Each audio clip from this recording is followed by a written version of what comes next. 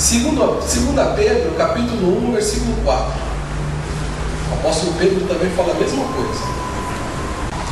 2 Pedro, capítulo 1, versículo 4. Graça e paz vos sejam multiplicadas, versículo 2. Graça e paz vos sejam multiplicadas pelo conhecimento de Deus e de Jesus nosso Senhor.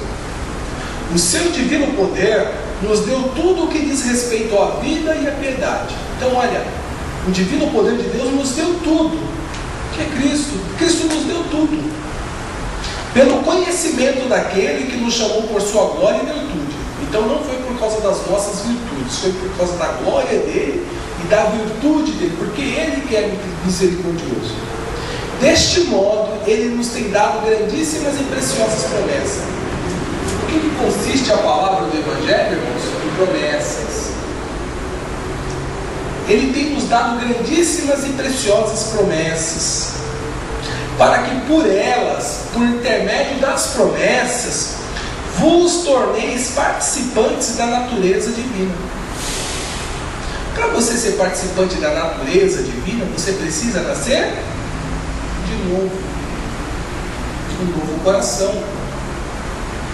Isso nós verificamos também, irmãos, 1 Pedro, capítulo 1, versículo 3 e versículo 23.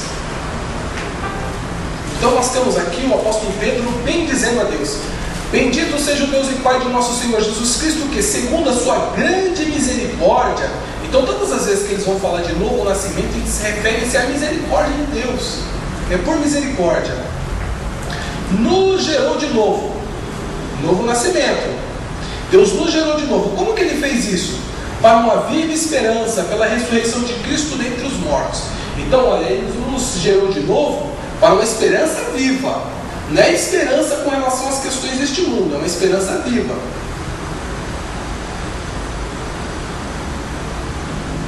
E como que acontece isso, o novo nascimento? É pela ressurreição de Cristo dentre os mortos.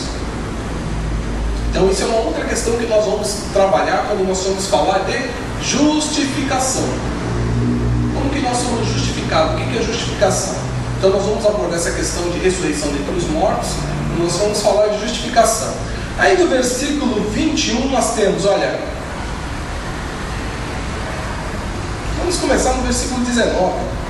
Mas com o precioso sangue de Cristo, como de um cordeiro sem defeito e sem mancha, o qual na verdade foi conhecido antes da fundação do mundo, mas manifesto nesses últimos tempos por amor de vós. Então Cristo, o verbo de Deus, a palavra, a água, ele foi manifestado nos últimos dias por amor de nós.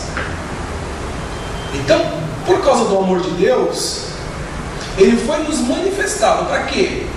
Que por ele credes em Deus. Então Cristo se manifestou, o verbo, a palavra, por intermédio desta palavra, por intermédio do verbo, é que nós cremos em Deus.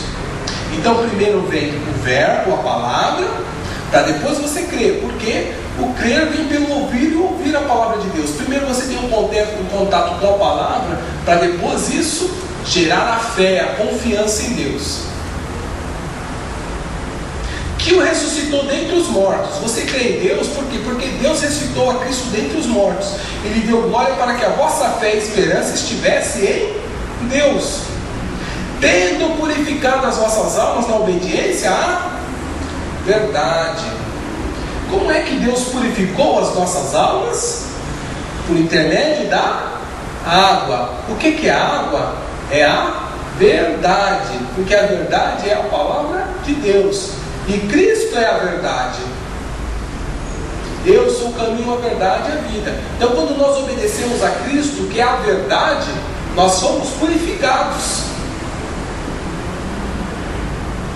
Tendo purificado as vossas almas na obediência à verdade, que leva ao amor fraternal não fingido, amai-vos ardentemente uns aos outros de coração, tendo sido regenerados, nascidos de novo, não de semente corruptível, mas da incorruptível, pela palavra de Deus, que é viva e é permanente. Quem é vivo e é permanente é Cristo, o verbo de Deus, a palavra, a água que Deus espargiu sobre os homens. Então nós estamos falando de novo nascimento. Você nasceu de novo da água e do Espírito. Você nasceu de Cristo e de Deus. Cristo é a água pura que foi espargida sobre toda a humanidade, porque foi Deus que concedeu que esta água fosse espargida sobre os homens. Vai ser da água e do Espírito. Da água é Cristo, de Deus, porque nós somos nascidos da vontade de Deus. E qual foi a vontade de Deus? Que Cristo padecesse, que a oferta do corpo de Cristo fosse dada em benefício dos homens. Esta é a vontade de Deus, que ele fosse imolado como cordeiro.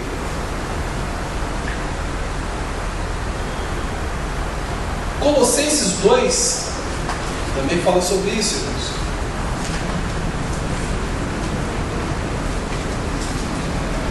Colossenses 2, 7 a 8.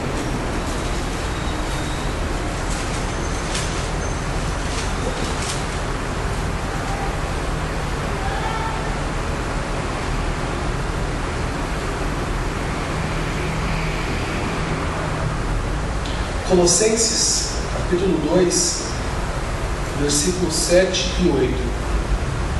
Arraigados e edificados nele, ou seja, em Cristo, e confirmados na fé, assim como fostes ensinados.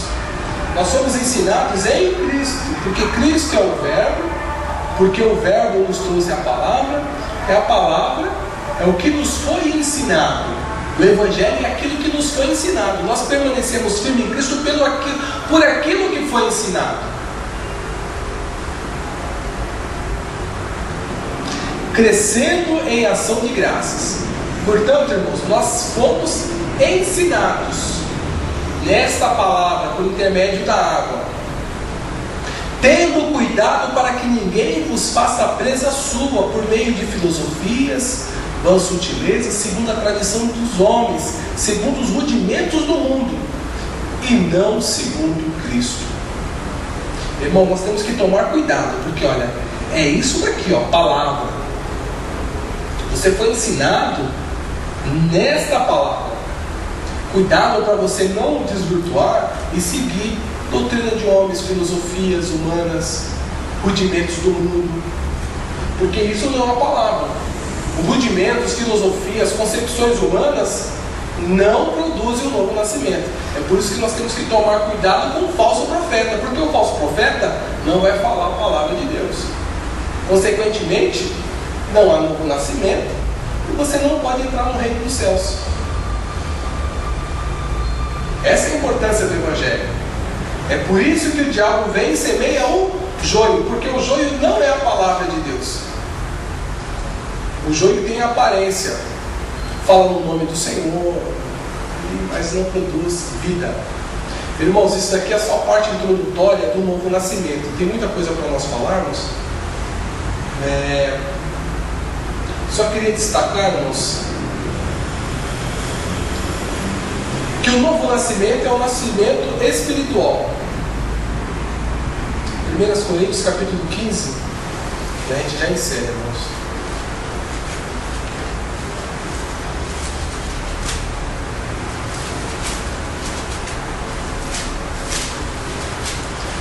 Coríntios capítulo 15, versículo 45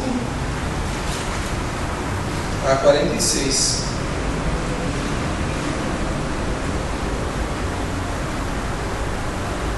Assim também está escrito: o primeiro homem, Adão, foi feito alma vivente. O último Adão, espírito vivificante. Então, por intermédio do primeiro homem, nós nascemos. Simplesmente nascemos. Por intermédio do último Adão, nascemos de novo. Mas não é primeiro o espiritual, senão o animal, e depois o espiritual. Irmãos, não tem como você nascer de novo sem primeiro ter nascido. Primeiro você tem que nascer, para depois você nascer de novo. Porque primeiro é o carnal, o natural, o físico, para depois nascer de novo. Não tem como alguém já vir ao mundo um homem espiritual. Primeiro ele tem que ser um animal. Vem um homem animal, nasceu um homem, carne e sangue. É por isso que carne e sangue não é no reino dos céus. Ele precisa nascer de novo.